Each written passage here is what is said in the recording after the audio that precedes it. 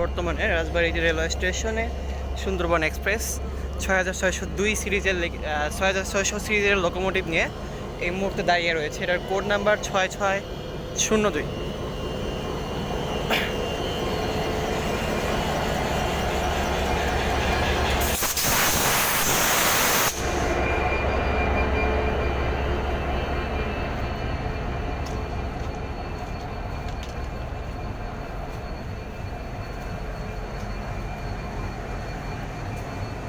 আর ঠিক ডান পাশেই দাঁড়িয়ে রয়েছে গোয়ালন্দ থেকে ভাটিয়াপাড়া পর্যন্ত চলাচলকারী একটি লোকাল ট্রেন, যেটার কোড নাম্বার হচ্ছে 6526।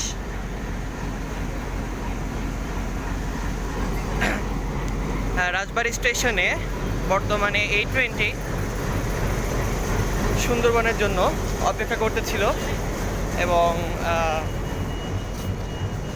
সুন্দরবন ট্রেনটা চলে যাওয়ার পর এরা তার গন্তব্যে চলে যাবে।